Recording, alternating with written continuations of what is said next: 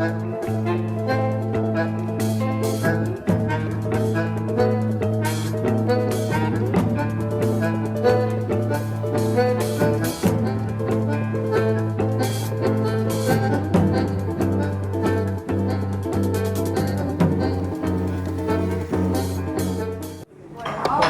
estamos.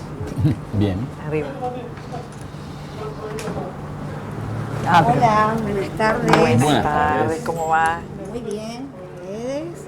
Todo bien, por suerte. Bueno, Bueno, vamos a ver. Yo voy a tomar un té mixto. muy bien. ¿Vos? Es un capuchino. Bueno, muy bien. Ya me Listo. preparo. Gracias. Gracias. Bueno, ¿qué es el lenguaje natural? ¿Qué es el lenguaje natural? El lenguaje natural es el lenguaje que usamos los humanos para comunicarnos. De forma oral o de manera escrita, al escribir textos, al entender textos, al resumir textos. Y se usa así lenguaje natural o procesamiento del lenguaje natural más como una rama de la ingeniería de computación, que es justamente procesar el lenguaje de los humanos para que lo entiendan las máquinas o lo puedan procesar las máquinas. Entender ahí es una palabra complicada porque bueno, Sí. podemos discutir qué es entender, si entienden o no entienden, si la ChatGPT entiende o no entiende. Pero bueno, son cosas de la interfase entre las ciencias del conocimiento y la ingeniería o sus aplicaciones. Entonces, el lenguaje natural es el lenguaje tal como lo conocemos Sí. entre humanos, Sí. cómo se expresan los humanos, nos expresamos los humanos por escrito o oralmente, ¿no?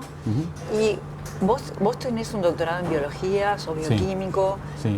tenés mucho trabajo interdisciplinario Sí. con matemáticos, con psicología, y además en redes neuronales, ¿no? Bueno, es que de hecho mi doctorado en biología era usando modelos de redes neuronales de la vieja guardia, antes que surgiera ChatGPT. Te diría que antes que surgieran el boom de la inteligencia artificial que arranca como por 2011, el actual, ¿no? Ha habido como olas en la historia de la humanidad, pero las redes neuronales aparecieron primero como intentos de entender el cerebro. De hecho, los primeros modelos son eso. Es inspirados por Turing, ¿no? La computación y estas cosas surgen Hay que pararse, muy... ¿no? A la Turing. Turing hay que... Sí, Nos sí. paramos. Por eso, porque Turing, tratando de resolver un problema de matemática, en el fondo es si se pueden hay una forma general de demostrar todos los teoremas, hace una invención de varias herramientas y conceptos que son fundacionales en la computación, pero que inspiraron también a los neurobiólogos y a los psicólogos, un poco para liberarse de la ortodoxia psicológica del momento, que era, bueno, solo se puede estudiar el comportamiento, cómo se asocia una cosa con otra. La computación viene a decir, no, pero capaz que lo que está haciendo el cerebro es procesar información como lo hace una computadora. Y de ahí hay un modelo temprano de los años 40. Todavía no entendíamos muy bien cómo funciona el cerebro, las neuronas y ese tipo de cosas. Se estaba investigando, pero había muchas cosas que no sabíamos. Y hay un modelo temprano que dice, bueno, si las neuronas hacen esto, podemos implementar la lógica para el primer orden, etcétera, y conectándolo con unos dispositivos, unos periféricos, podemos hacer computación. Quizás lo mental, lo que llamamos mental, los psicólogos llaman mental, es computación, es procesamiento de información. Eso tuvo impacto muy fuerte en la inteligencia artificial y también en el desarrollo de nuevas teorías de cómo aprende el humano. Unos años después hay lo que se llama la revolución cognitiva. Es muy centrado en Estados Unidos esto, porque en el mundo... Porque la computación... Claro, pero también es como que hay una dinámica. La sociología de la ciencia americana es muy así les gusta enfatizar los cambios de paradigma. Pero básicamente en la psicología hasta los 50 era casi que pecado hablar de la mente, porque venían del introspeccionismo muy subjetivo, una cosa muy volada. Cuando aparecieron los estudios que mostraban cómo aprendían los animales, de Pavlov y ese tipo de cosas, los psicólogos americanos dijeron, bueno, pero vamos a hacer una psicología montada en esto, que es el conductismo. Y eso, un montón de avances muy importantes que genera, pero también un montón de limitaciones teóricas y conceptuales. No se puede hablar de eso. Una aproximación y se quedó ahí. Y yo creo que es la computación la que, con lo de Turing y con estos modelos, empieza a decir, no, pero puede mirarse de otra manera este problema. Arrancó otra rama. Y es muy influyente también el trabajo de la teoría de la información y de todas esas cosas, de esos desarrollos más vinculados a la ingeniería que impactan en la gente que está trabajando en cómo entender el cerebro. Y en muchos campos, por ejemplo en la lingüística, es muy importante, el trabajo de Chomsky en los 50 nace de eso, nace de darse cuenta que el problema es un problema computacional y hay un famosísimo reseña de un libro de los conductistas de la época escrito por Chomsky que dice, no, esto está todo mal, hagamos una cosa mucho más computacional. Pero también ahí se abre como el mundo de miles de mundos. Miles de mundos. Todavía mucho del cerebro no teníamos, porque es muy difícil entrarle al cerebro. Y el cerebro, yo te decía, el lenguaje es el lenguaje natural de los humanos y no hay otras especies que tengan algo igual. Hay cosas parecidas, por ejemplo, el aprendizaje del canto de los pájaros se parece mucho al aprendizaje de cómo hablamos, pero la parte más sensorio-motriz, no tanto de lo sintáctico y gramatical y semántico. Entonces, no hay un parecido en otras cosas de los animales que uno puede decir es lo mismo. Y los monos no aprenden por imitación vocal, por ejemplo, y nosotros sí. Entonces, es una cosa muy por singular. Por imitación vocal. Claro, porque los monos no imitan las vocalizaciones. Los pájaros sí, los monos no los imitan. Y nosotros sí. Y nosotros sí, y aprendemos, digamos, tenemos esa capacidad de emular lo que escuchamos. Bueno, es lo que hace mejor un niño. Y de muy tempranamente, hay estudios muy fascinantes de niños, de bebés, que copian la cara del adulto que los está mirando, muy tempranamente, como cableados para aprender del humano. Pero esto iba a que es muy difícil estudiar el cerebro en estas cosas, en otras especies, que es lo usual en la biología, ¿no? Quiero entender cómo se transmite el impulso nervioso. Y vamos y estudiamos el calamar, no porque queremos pescar más calamares y aumentar la industria del calamar, es porque queremos entender en un lugar que es muy fácil de entender, muy fácil, llevó premios Nobel, fácil ahora que lo sabemos cómo funciona, pero es muy difícil hacer eso con el lenguaje en el cerebro humano. Esta explosión de la capacidad de cálculo, de los avances de la matemática, de los avances de todas estas, de toda la inteligencia artificial es como una realimentación positiva en el sentido de bola de nieve, ¿no? Sí. Para el avance de las ciencias cognitivas, ¿o no? Sí, porque se van descubriendo cosas y pueden volverse para atrás. Si vos mirás los que se llaman padres, no hay muchas madres ahí en esta historia de la ciencia, desgraciadamente. Pero tiene que haber más. Sí, seguramente hay más y hay más historias mal contadas. Seguro. O esas cosas que nos vamos dando cuenta y que vamos revalorizando. Hay unas cosas muy interesantes, pero no me quiero desviar. No, vamos, me desvío mucho, soy arborescente. El tema es enorme, el tema es impresionante. Pero si vos mirás, esa gente, la misma estaba pensando cómo funciona el cerebro y cómo vamos a hacer esto que una máquina funcione y que lo haga una máquina. Entonces pero después de ahí vuelven. Y claro, entonces ahí aparecen estas redes neuronales, incluso las primeras que aprenden aparecen en los 50. El perceptrón. El perceptrón fue el boom, fue la idea de un psicólogo, Frank Rosenblatt. En vez de programar máquinas a que hagan cosas, él quería resolver el problema totalmente resuelto ahora de reconocimiento óptico de caracteres. En vez de programarlo... reconocimiento óptico de caracteres, o sea que yo le presente, hago un escáner, digamos, y la máquina puede decir, es una A. Sí, exacto. Eso que ahora se puede hacer, pero está bien que... Digo porque supongo que alguien que mire esto lo puede hacer con su celular. Seguro, hace esto con el celular y se lo dice. Por eso tuvo un camino. Empezó por ahí. Empezó por ahí. Perceptrón. Y la idea básica es no programemos, entrenemos. Te pongo ejemplos y trata de decirme lo que está ahí. Y tenía una forma fácil de entrenar, de cambiar las conexiones para que aprendiera la máquina. Pero es la primera máquina que aprende. Y en su momento también un boom. El boom de la probabilidad, ¿no? Bueno. De las ramas de la matemática. Bueno, lo que pasa ahí es que hay un boom, pero después viene la contraola, porque ahí se dividió los que trataban de estudiar los algoritmos como desde la computación y los que trataban de estudiar más como de las ciencias cognitivas. Y en particular Marvin Minsky, un tipo pionero de la inteligencia artificial, hace un libro muy, muy lapidario que destruye esas redes neuronales.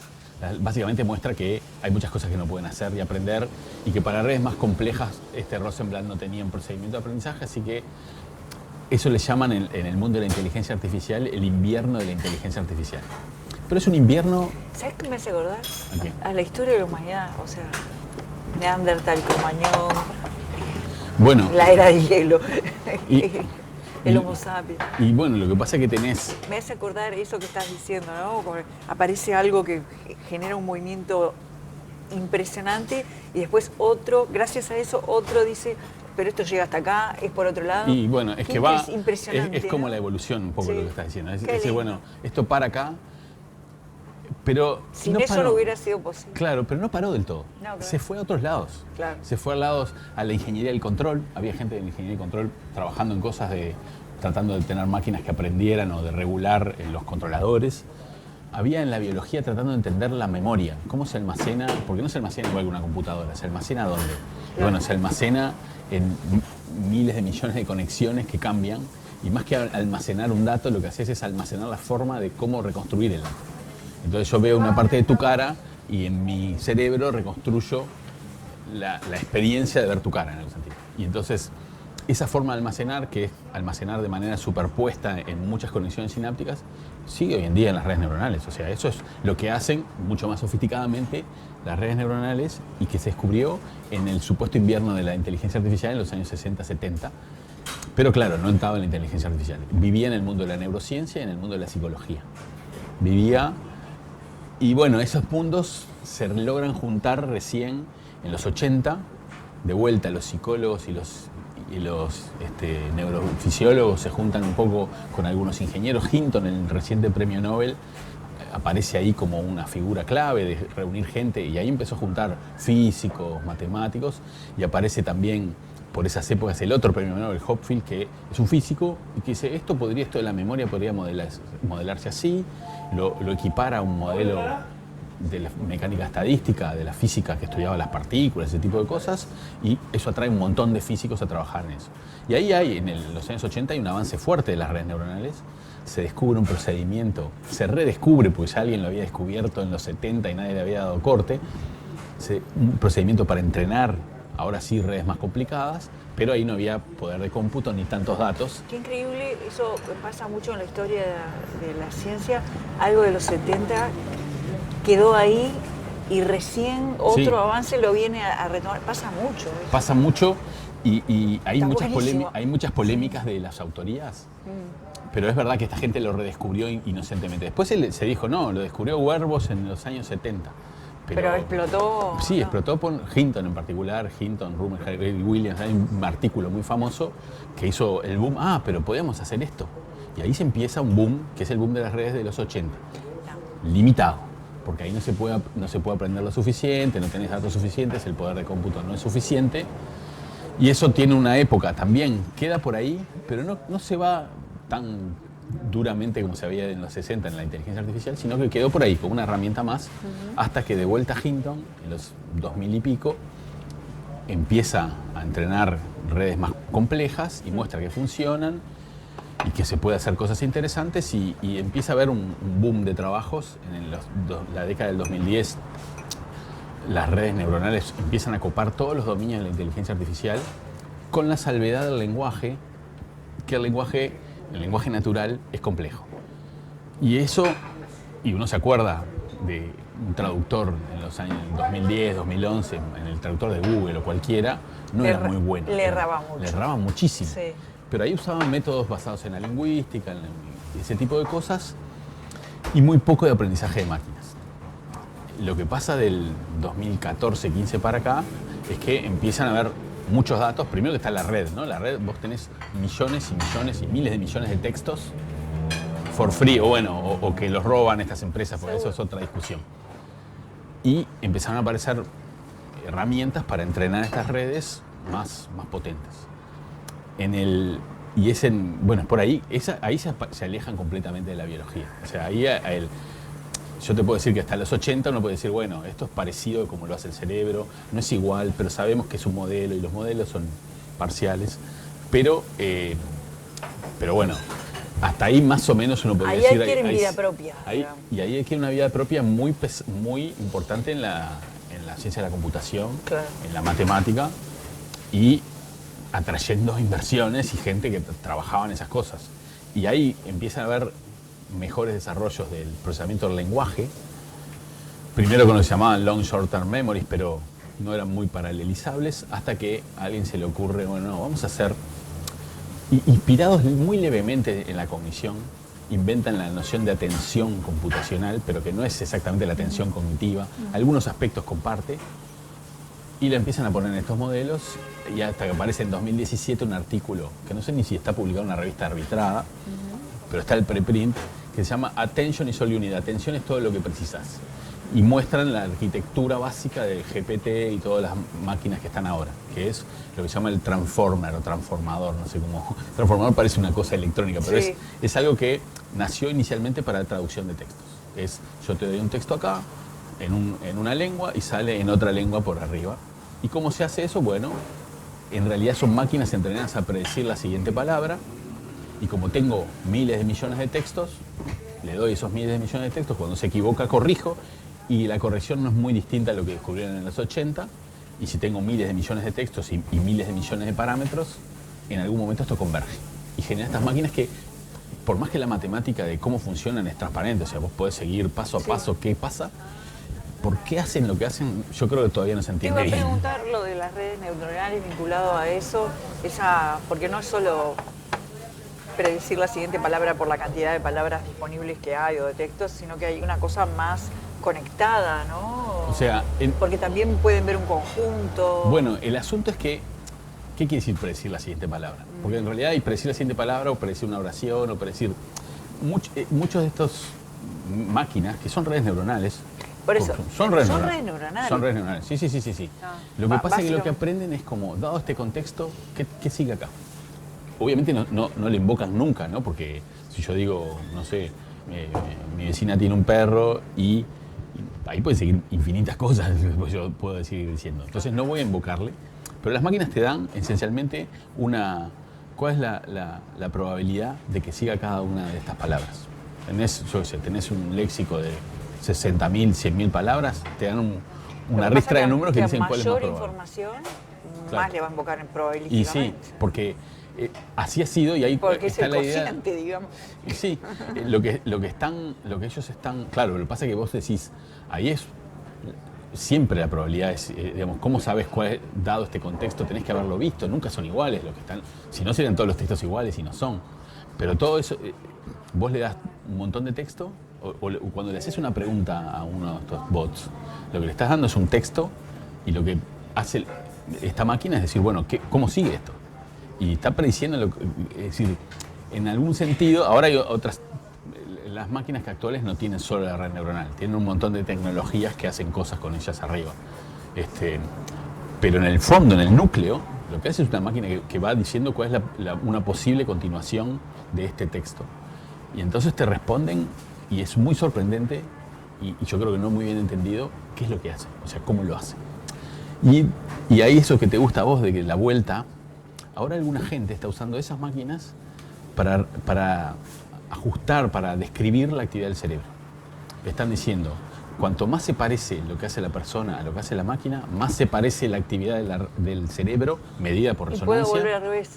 Puedo aprender de la máquina para ver qué pasa en el cerebro. Qué interesante. Eso es ahora está pasando eso. Yo ahora estuve en una conferencia de ciencias cognitivas y te digo, la mayor parte de las charlas era, y entonces lo hicimos en este modelo y lo estamos evaluando como si fuera una persona y hace esto y hace aquello, y fíjate que esto en el cerebro hace así.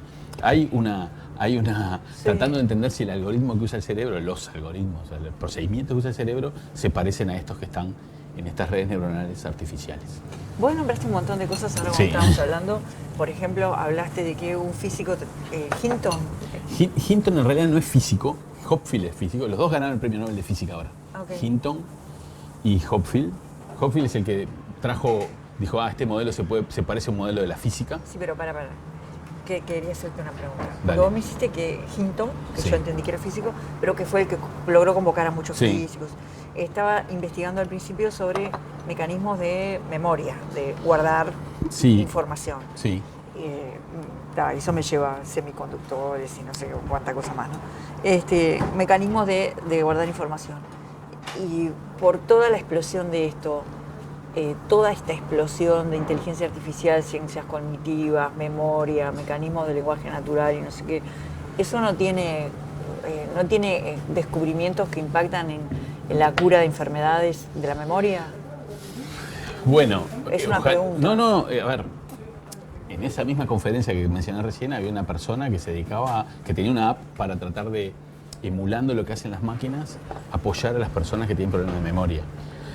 No es una cura, porque la cura pasa por la biología fina, de qué pasa, por qué el cerebro a veces no funciona, y todas las demencias, ese tipo de cosas, tienen mucho más de biología, pero también tienen mucho de esto en el sentido de entender cómo se almacena la memoria, es parte integral de estos esfuerzos por tratar de resolver los problemas de memoria. Pero también hay de salud. Empiezan a haber aplicaciones para como un asistente sí, que va contigo y... Sí, lo tengo instalado, de hecho, no lo probé todavía. Qué interesante, ¿cómo se llama?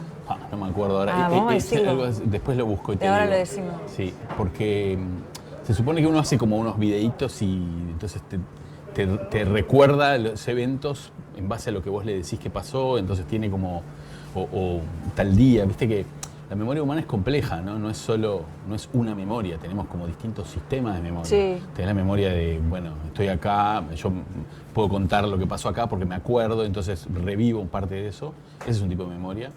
También sé lo que es una silla, pero no me acuerdo cuándo fue la primera vez que aprendí una silla. Claro. Entonces, eso es otro tipo de memoria semántica, y después tengo memorias que son más inconscientes, o sea, cómo agarrar un vaso, cómo andar en bicicleta, cómo manejar en el auto. Sí, muchos tipos de memoria. Claro, y entonces, y sabemos de la neuropsicología de los años 50 o antes, que se guardan en distintos lugares del cerebro. Sabemos de maneras dramáticas, a veces porque a algunos pacientes les extirparon una parte del cerebro porque tienen una epilepsia incurable y tuvieron problemas de memoria de cierto tipo, pero no de otro. Entonces ahí la memoria humana es compleja, aunque quizás la teoría neurobiológica te diría, en el fondo, al final, es siempre lo mismo, es cambiar las conexiones entre neuronas. Y alguna parte de los mecanismos que celulares y moleculares sabemos, pero por eso, ya te digo, es un órgano complejo el cerebro para entenderlo. El que haya este paralelismo con la inteligencia artificial, yo creo que es un diálogo que a veces se toca, a veces se van, como te dije, claro, se separan, pero después se vuelven a tocar. Y ahora se están tocando fuerte. Me parece que están como una interacción muy positiva, para mi juicio, de lo que es la inteligencia artificial y lo que es el estudio del cerebro, la neurociencia cognitiva. Eso tiene que tener un impacto impresionante en la educación. Por Bueno, ejemplo, para que los niños aprendan a leer, por ejemplo. Bueno, tocaste un núcleo delirante que tengo. Sí. Esto no tiene que ver con eso, aprender a leer, por ejemplo. Bueno, a ver, varias cosas. Sí, claro. De hecho, desde unos años estamos tratando de vincularnos con la educación por eso mismo, porque nosotros se supone que estudiamos cómo se aprende, claro, de diversas maneras, incluso con la inspiración de la inteligencia artificial. Y eso tiene que impactar en cómo enseñamos, porque bueno, enseñar no es solo preocuparse por aprender, pero sí tenés que tomar en cuenta cómo aprende la persona que aprende. Seguro. Y sí, hay muchos estudios de cómo se aprende a leer, y muchos son informados por este tipo de ciencia, esta ciencia que trata de entender qué es aprender. Y te diría que es un raro ejemplo de hay unos consensos que decís, esta gente que piensa muy distinto, que de repente en otros temas se debate muy duramente, en estos temas tienen acuerdos, y llegamos a acuerdos de, bueno, mirá, hay algunas cosas que son importantes enseñar. Esta gente que estás hablando de especialidades, porque la gente que nos está escuchando. Sí, esta gente, quiero decir, los científicos que trabajan en esto, los y las científicas. Por ejemplo, bueno, hay psicólogos, hay neurobiólogos, hay educadores, hay eventualmente sociólogos, pero también hay ingenieros. Hay un libro que a mí me gusta de Stanislas Dehaene que se llama ¿Cómo aprendemos? Se llama el libro, pero estaba tratando de buscar el subtítulo ese que tiene, que es tipo ¿por qué los humanos, cómo aprenden los humanos y por qué aprenden mejor que las máquinas por ahora? y ahí hay, este es un autor, un francés, con el que de hecho hemos colaborado, que de hecho ha trabajado en particular. Tiene uno sobre la matemática, tiene uno sobre el aprender a leer y tiene uno sobre la conciencia, que es otro rollo. Pero ahí hay muchos datos que la ciencia cognitiva tiene de cómo se aprende mejor a leer y a leer desde lo básico, que es decodificar la palabra, a comprender. Claro. Y ahí tenemos hay un conjunto de cosas que tienen que pasar para que los niños puedan leer y los adultos puedan leer y para que puedan entender, que son como ¿En qué cosas... grado de madurez está eso? Por ejemplo, ¿a cuánto estamos de que o capaz que ya se hizo, en algún lugar del mundo, educadores empiecen sistémicamente a tomar eso para adecuar su forma de enseñar? ¿En algún lugar del mundo se está haciendo? Sí, bueno, es un diálogo... ¿Alguna pruebita? Bueno, acá mismo se está haciendo. ¿Acá en Uruguay? Y bueno, nosotros en el Centro Interdisciplinario de Comisión para Enseñanza y Aprendizaje es para eso. ¿Dónde está? Eso está al lado, es un centro de la Universidad de la República. Estamos alojados en Rodó 1839 bis, que estamos al lado del espacio interdisciplinario, ahí cerquita del IABA.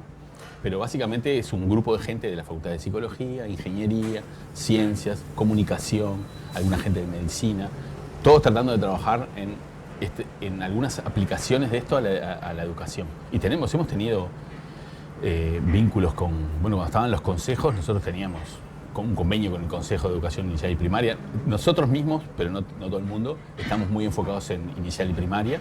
Claro, aprender a leer.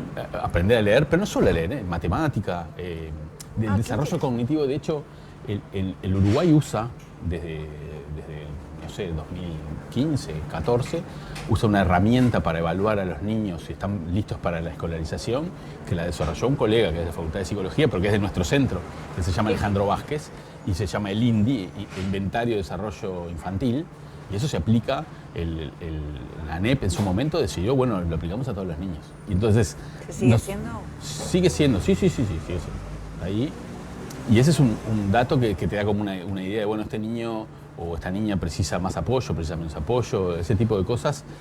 Y estamos tratando de ir el paso extra, que es decir, bueno, además demos el apoyo. ¿Qué cosas podemos hacer para apoyar a estas cosas? Precisa más apoyo, hay que dárselo. Claro, hay que dárselo. ¿Cuál? Y bueno, ¿cuál? Bueno, en esas cosas todavía seguimos trabajando. Y hemos hecho estudios piloto, colaboramos con Ceibal.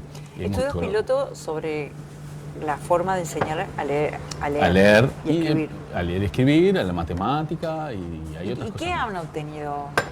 Bueno, yo creo que nosotros vamos en línea con lo que dice un poco esta ciencia, que es bastante, como te decía, hay un consenso bastante importante de que hay algunas cosas importantes que hay que enseñar. Los niños tienen que obviamente tener un lenguaje natural, desarrollado espontáneamente. A eso, un niño que lo pones en una comunidad que le habla o que hablan entre ellos, que interactúa normalmente, lo aprende sin enseñanza. Vos no le tenés que enseñar a un niño a hablar.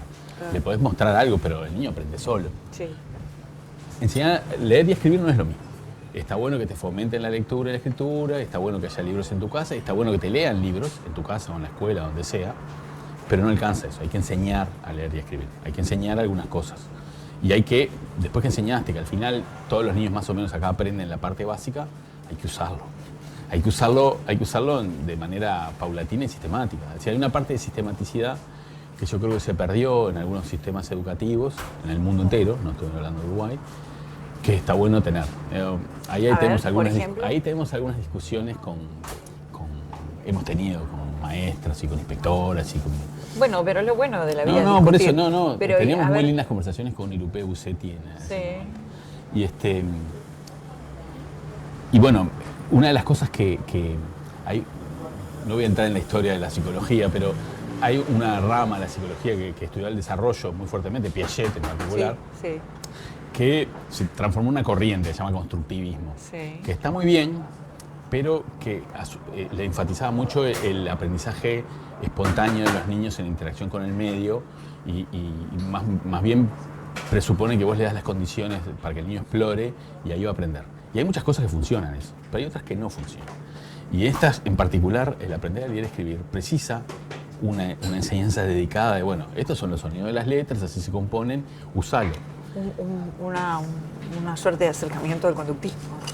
No tan conductista, porque uno el conductismo puede ser, está bien, eso me han dicho los inspectores y ahí tomamos discusiones. Sí, ahí es donde se ponen nerviosos. No, y ahí discutimos, pero lo que pasa es que yo les digo, mira que el cognitivismo nació por oposición al conductismo. Nosotros, claro, sí. Es decir, una cosa es que uno haga ciertas cosas, pero digamos que valores cómo se comporta un niño pero sabés lo que está pasando en la cabeza. Si Sí, vos tenés que ahora me estoy acordando de la inteligencia artificial y el entrenamiento, ¿no? Y bueno, es que Sí. está bien, capaz que está mal el modelo, pero muéstrenlo que está mal el modelo. Sí, en seguro. todo caso, pero es muy difícil, no es tan difícil.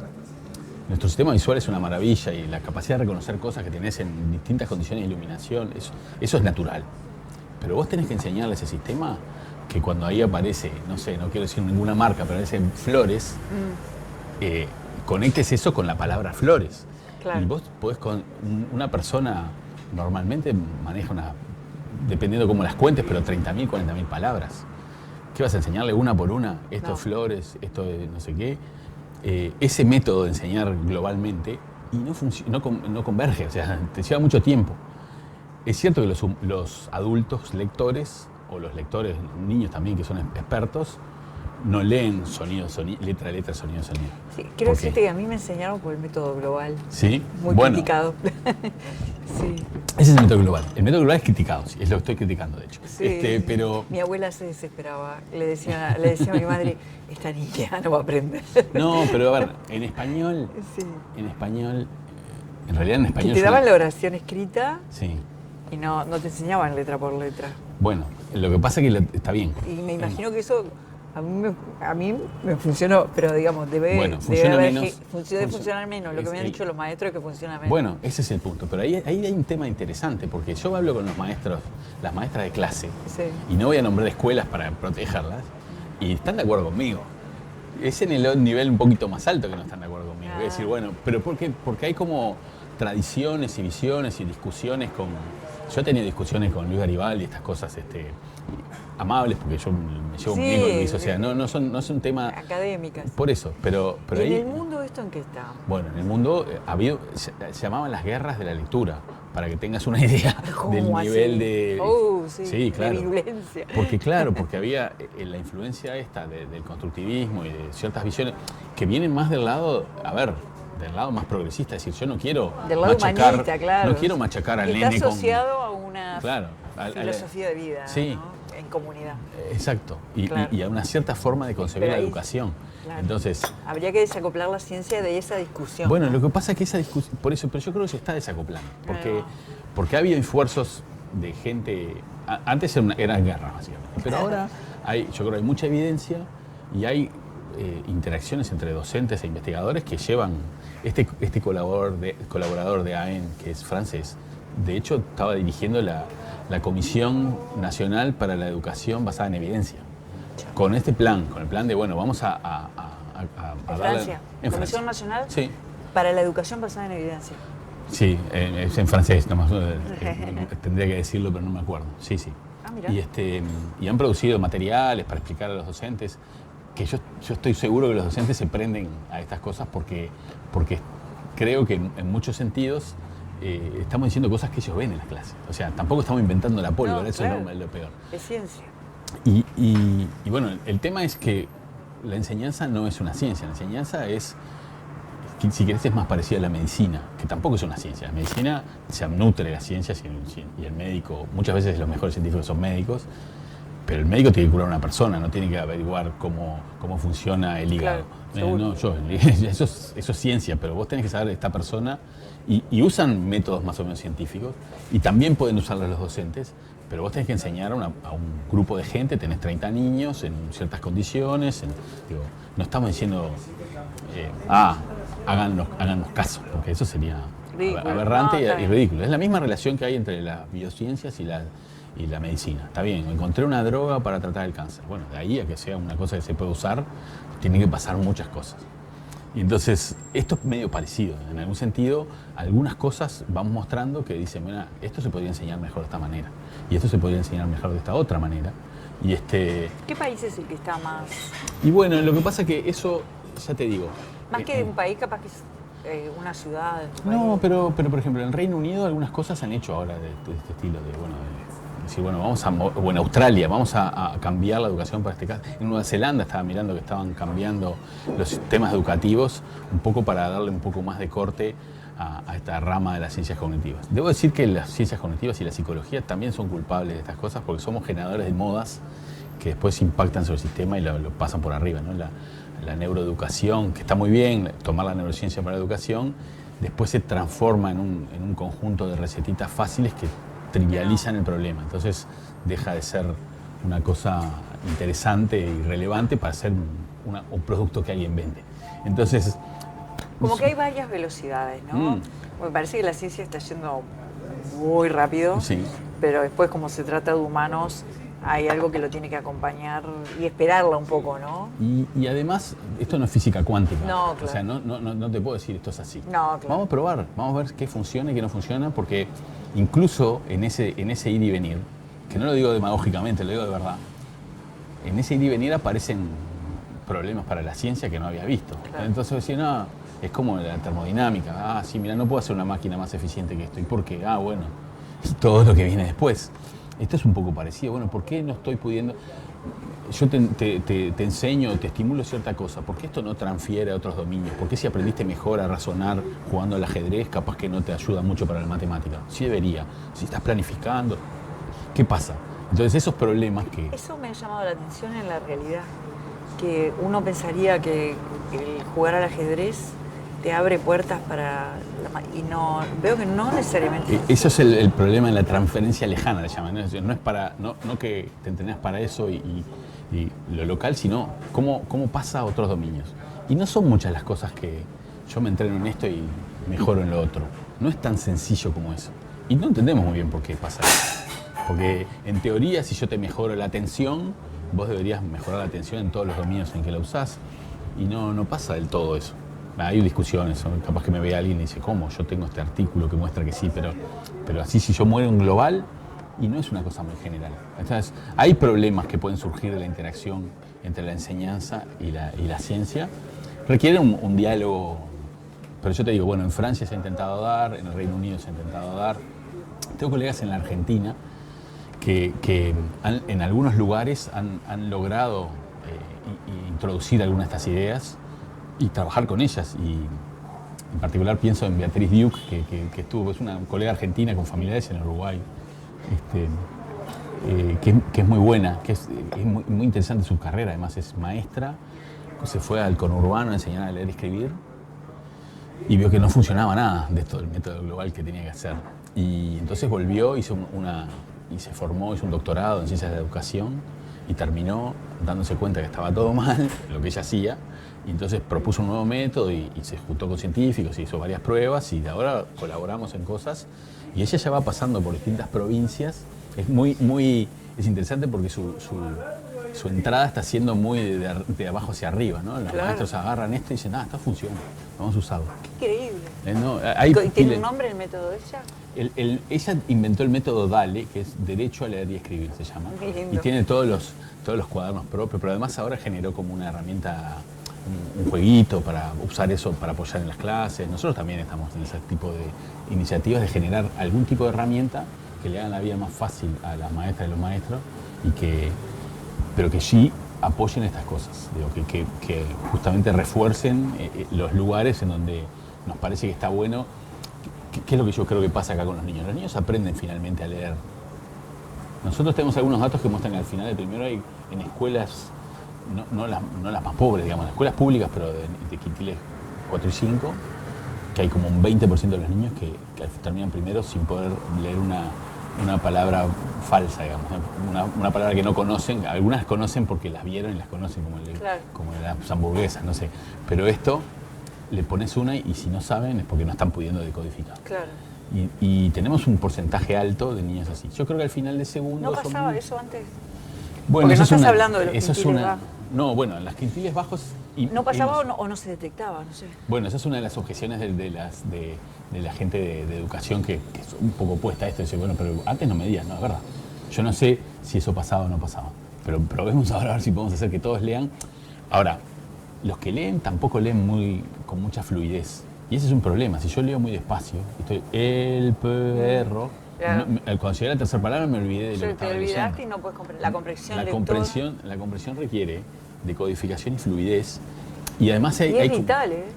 Hablando, sí, con tus colegas y con matemáticos y más profesores de distintas facultades, el mayor problema, por lo que me dicen, ¿no? Yo no lo tengo medido, no sé si está medido, pero hablando así entre amigos, el problema de los estudiantes que llegan a facultad, por lo menos en ingeniería, la comprensión lectora.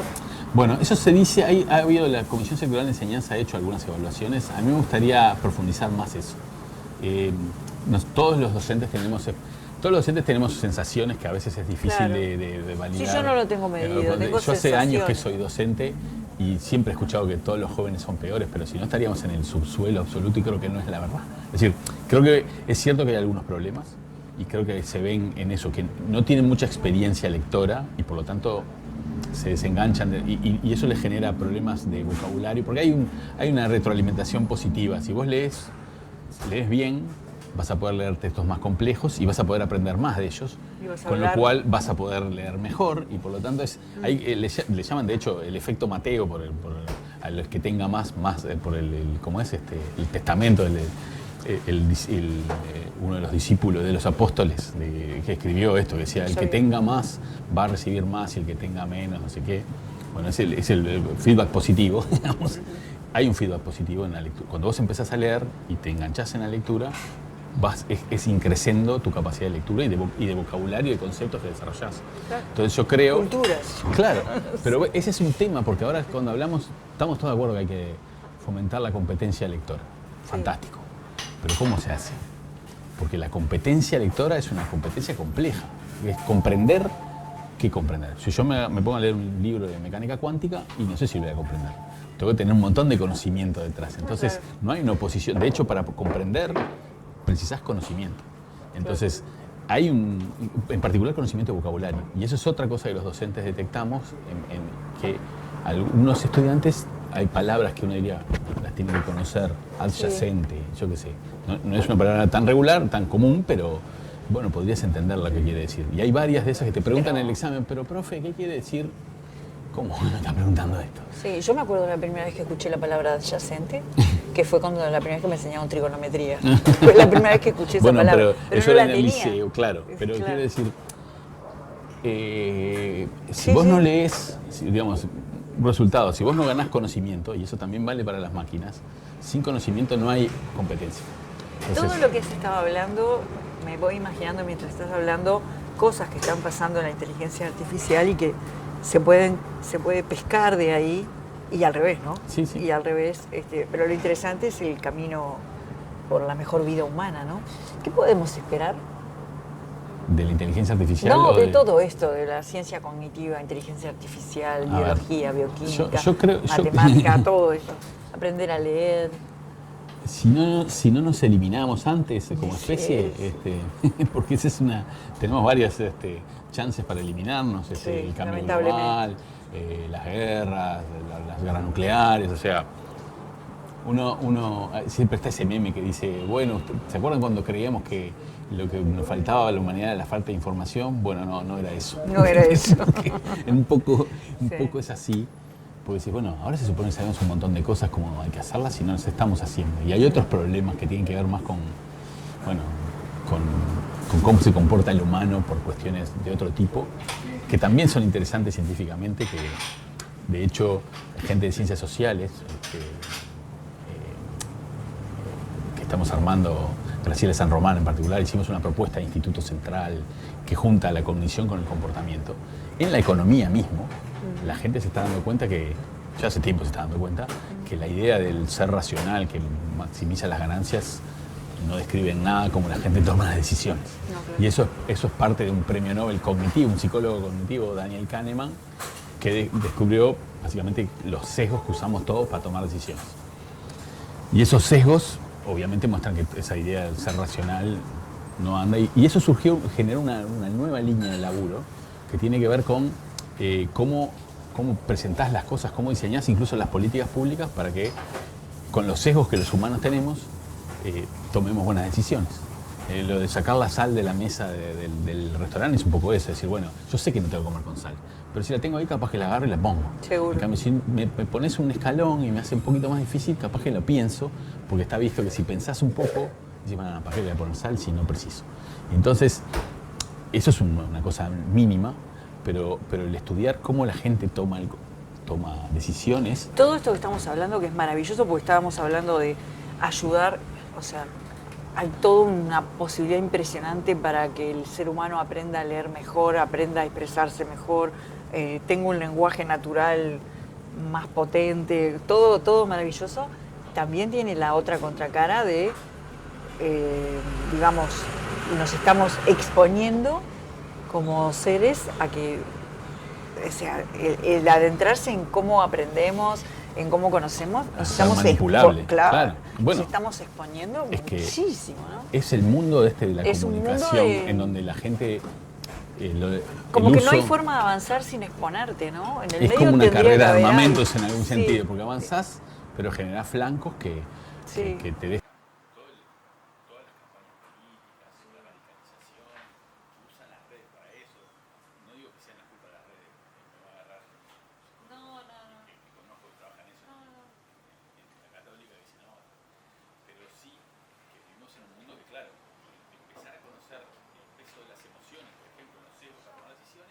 Lleva a que Porque pase nosotros estas estábamos cosas. hablando de aprender a leer, pero en realidad está también todo lo otro, ¿no? Aprender, es decir, porque también se puede usar para aprender las ciencias, se puede aprender para aprender la literatura, para Me aprender imagino para desbloquear el miedo a la matemática, para Bueno. a enamorarse de la literatura y de la filosofía. Bueno, el tema de la matemática es un tema Sí, grave. crucial, muy, Sí. muy importante. Sí. Y tenemos algunas cosas para decir. Seguramente son muy parciales, son puntas. A ver, decime una. No, bueno, creo que lo que voy a decir es una trivialidad. No Creo que importa. no, porque hay una parte de eso que vos decís de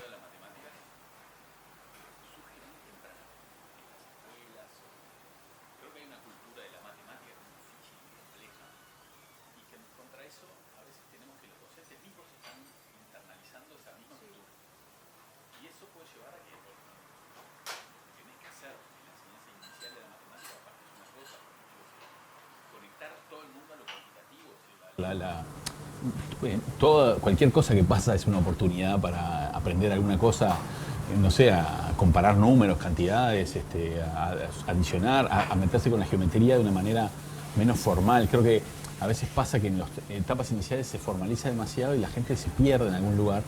Y después hay cosas que hay puntos claves, yo sé, no se enseña bien lo que son los números racionales, las fracciones, y no se enseña bien cómo abstraer. El tema de abstraer, ¿dónde queda mucha gente en la matemática?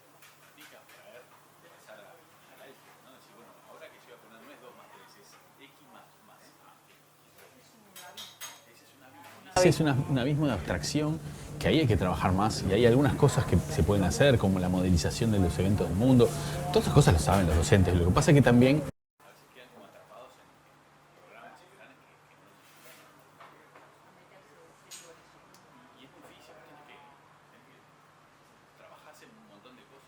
cumplir para cumplir Pero el sin sistema. embargo, detenerse un buen tiempo, por ejemplo, en la operación con fracciones y fomentar la capacidad de abstracción, para mí es como que sería un tiempo que después te da mucha ganancia, ¿no? Claro, bueno, pero te ¿cómo- va a acelerar el proceso. ¿Cómo lo haces? Cuando llegas a... Y habría que probar. Bueno, hay que Habría que dejar probar. Hay varias cosas y hay que dejar probar. Yo creo Hay que que dejar probar, ¿no? Hay mucho que dejar probar. Hay que confiar en los maestros. Sí. Pero darles un Un entorno, es decir, darle la probar en un formación, entorno. dar la formación para que puedan probar de manera sistemática, y entornos de conversación profesional, de hacer, Sí, mirá, esto. porque es lo que hacen. ¿Cómo hacen? A los maestros muchos no les enseñan cómo hay que enseñar a leer y escribir. Y más bien lo aprenden de sus colegas. Entonces, ¿por qué no potenciamos esos espacios? Igual yo creo que está bien las formas. Hay una cosa que es indudable, que la formación buena de los docentes y la paga acorde hace que, digamos, pues si vas a tener a alguien informado, lo vas a tener que retener, hace que los sistemas mejoren. Si confían en los docentes, darle la formación y pagarle bien, ya te da una parte. Creo que tiene que ser una formación que tenga este pasaje por las ciencias cognitivas, incluso por la inteligencia artificial, o sea, entender un poco cómo camina el mundo, cómo camina el mundo y cómo funciona. Eso para mí es muy importante. Yo creo que ahí se pueden hacer muchas cosas. Hay que darles espacios a los docentes para el desarrollo profesional y que puedan hacer.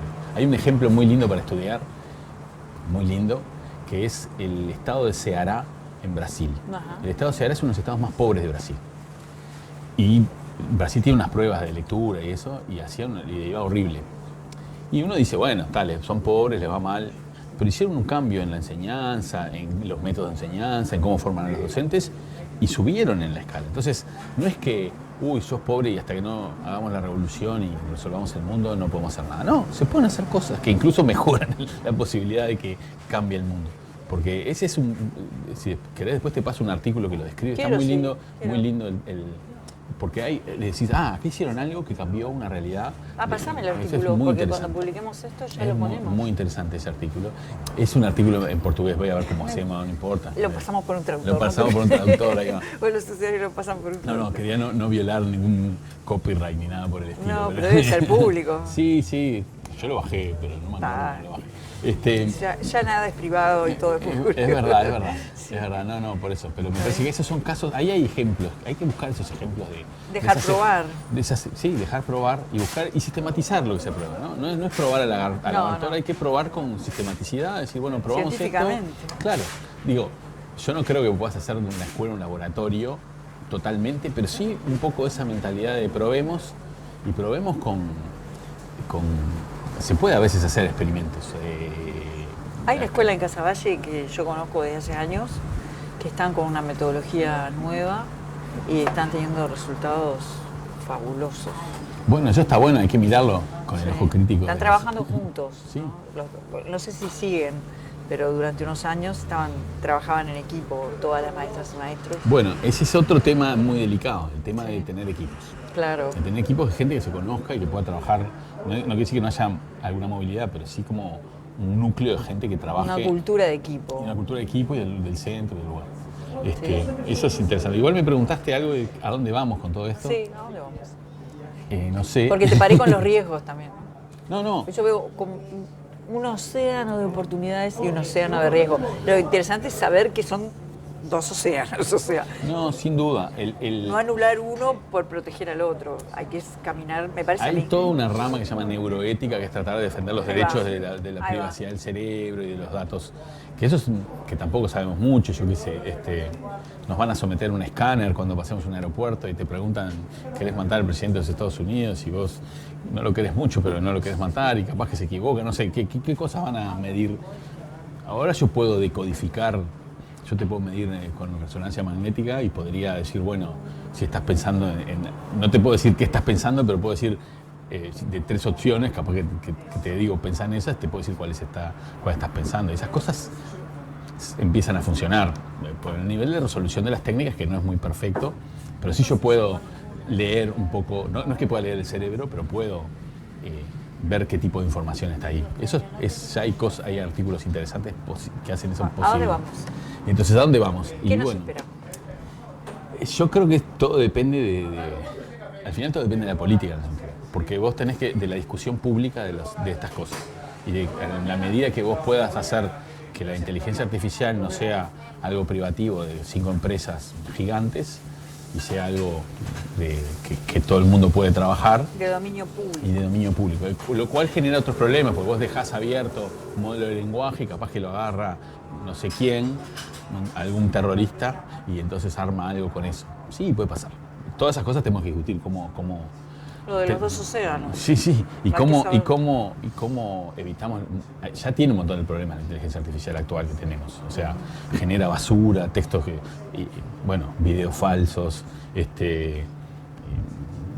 textos falsos, que además después pueden volver a entrar en el entrenamiento, sesgos en contra de las mujeres, sesgos en contra de las minorías. O sea, está claro que hay un océano de riesgos que por suerte hay gente que los está atacando, pero las empresas son las empresas. Y yo creo, por ejemplo, no sé si América Latina tiene que plantearse la idea de decir, bueno, vamos a tener nuestro propio desarrollo, pero no lo puede hacer Uruguay. Uruguay no puede tener su propio modelo de lenguaje porque no nos da la capacidad.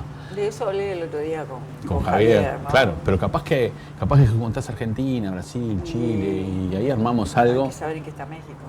Y bueno, México, siempre lo vemos más lejos por México, pero sí está ahí. Es decir, si podemos tener algún desarrollo que vos digas, bueno, hay un desarrollo local que por lo menos te permite tomar decisiones, ser un interlocutor y no ser un espectador pasivo. Eso como parece imperativo, ¿no? Y yo creo que en algunas cosas creo que es una de las cosas de la ciencia que a veces no se ve, que es tipo que vos aunque sea para tomar decisiones tenés que saber de lo que están hablando. Y ya estas cosas para mucha gente es magia. pongo ahí, Claro. estoy hablando con un señor o con una cosa que no sé qué es, no sé cómo lo hace, no sé por qué lo hace. ¿Y cómo salimos de eso? ¿Cómo entendemos, cómo vemos para dónde puede disparar? ¿Qué poder de decisión tenemos en eso? Entonces, conocimiento, mirar a América Latina, tratar de juntarse. Y sí, generar sin mirar a América Latina sin desconectarse del mundo, ¿no? No, Por favor. claro. Sin una Es cosa imposible. de. No, Sería un porque. suicidio desconectarse. Digo, por eso. Creo que, No. que yo, ya te digo, tenemos interacción con franceses, con Sin duda. americanos, es decir, y eso tiene que seguir. Pero tenés que poder pararte no en un lugar de consumidor, sino también en un lugar de productor, de bueno, yo estoy a la par de esto. Que en la ciencia pasa eso. Hemos intentado, digamos, se ha intentado, creo que fue una de las cosas interesantes del desarrollo científico post-dictadura, que básicamente impulsado por la gente que vino del exterior Sí. y alguna gente que acá aguantó el mostrador, decir, bueno, vamos a desarrollar la ciencia como actividad profesional, que eso no existía antes. Había Qué muy buenos valiente, científicos, sí, no, y con qué visión. Qué visión. Vos sí. pensás ahí, Que ahí era muy difícil de explicar, ¿no? Todavía sigue siendo difícil sigue siendo de de explicar. explicar. Sigue Pero siendo.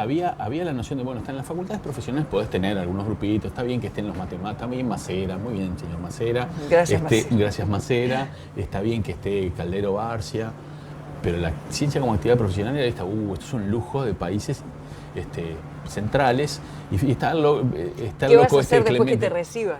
Claro, ¿qué vas a hacer después que te Estudias recibas? ciencias, ¿qué vas a hacer después? Y Y- bueno, voy a ser científico. Sí. ¿En dónde? ¿Haciendo qué? Claro. Pero esa generación creó la Facultad de Ciencias, la Comisión Sectorial de Investigación Científica, el PDCIVA, y culmina en la creación del Instituto Pasteur. El Instituto Pasteur está bien, Valle hizo cosas, pero es un proyecto Sí, científico. sí, sí, sí. Viene De la universidad. De la universidad, hay cartas de Shevor Tuyá Sí, sí, sí. y Ehrlich en el 96 a Sanguinetti pidiéndole esto, que dice que no, es decir, Valle le encontró la vuelta, pero ese es un proyecto de instalación de una plataforma científica. Todo eso hizo esa generación, generó un lugar donde hay ciencia en el Uruguay. Hay una estructura. Entonces, el estado Después, actual de la ciencia nos pondría en un lugar de bueno, vuelta. Sí, digo, después estuvo la creación de la ANI, muy importante, Sí. y que algunas cosas el gabinete de la innovación no funcionó, pero capaz que hay alguna forma de buscarle la vuelta y yo creo que se puede dar un salto. El Uruguay tiene otros problemas, no somos los primeros en la lista, pero si vos pensás en mediano plazo, ¿qué vas a hacer? Está bien, vos podés, hay Ni un tan problema. mediano, porque una de las cosas que yo he aprendido es que aunque los resultados científicos no los tengas rápido, la actitud, La formación. la Bueno, formación... yo tengo un ejemplo para eso. A ver, Agarrar los planes de desarrollo de la universidad o incluso de la ANI y buscarme dónde hay algún virólogo mencionado. y no debe- No hay, estoy seguro que no hay, Sí. pero tenemos virólogos. Y vaya que los tuvimos, vaya que nos salvaron la plata en la pandemia, Moratorio, Pilar Moreno, el P3 en Salto, o sea. Sí, y sí. eso lo creó la universidad, ¿por qué lo creó? Yo sé por qué lo creó porque teníamos una formación en bioquímica que le faltaba en la virología, y me acuerdo que estábamos discutiendo en las comisiones de grado, la comisión coordinadora docente de bioquímica, falta alguien que dé bioquímica, pero está Juan Arbiza, que está en Brasil, y Juan Cristina, que está en España, que están estudiando, y se generó una estructura, y ahora tenemos un montón de virólogos buenísimos que trabajan en problemas de virología. Entonces son la reserva que tenés para estos problemas. Claro. Y es gente muy bien formada, y tenés gente muy bien formada en biología molecular, en biología celular, tenés en genómica, en bioinformática. Esa gente la formaste porque estaba formando científicos. Entonces la ciencia básica es como la cantera de formación, Seguro. que le falta al Uruguay conectar eso con el resto del país, le falta pila, ¿no? O sea, que estas cosas... Tenés un montón de limnólogos que trabajan en agua. Bueno, esos tienen que estar en... Sí, la conexión tiene que ser general, no solo de la ciencia sino de lo otro con la ciencia. No, O sea, no, tenemos claro. que tener como pueblo esta visión de lo que está pasando en el mundo. Y bueno, muy bien. Bueno, ¿y una frase de despedida? Una frase de despedida. Esa no ¿La me listita esperaba. de los reyes? ¿Eh? No. Yo creo que hay que tomar en cuenta a la ciencia. Los científicos a veces se nos ven como los que quieren, estudian lo que ellos quieren. Ahí va. Pero dos cosas quiero decir ahí. Una es que muchas veces lo que queremos estudiar es en realidad los problemas de las disciplinas en las que trabajamos y tratar de aportar en ellos, y que todos los científicos somos uruguayos los que estamos acá y los que vienen acá a vivir, que no son uruguayos, y todos queremos lo mejor para el país. A todos los científicos que yo conozco les vendría muy bien que los llamen para algo. Porque estamos, como estuvo la comunidad científica en la pandemia, toda. El GACH es una comunidad científica que venía, antes estaba el GIAD, que se juntaron por la de ellos a estudiar los modelos de cómo se propagan las epidemias. Y toda gente de la universidad. Hay que saber preguntar. Hay que saber preguntar, hay que saber pedir y hay que llamar. Mirá, ¿me ayudás con esto? Yo creo que ninguno se va a negar nunca. Esa es mi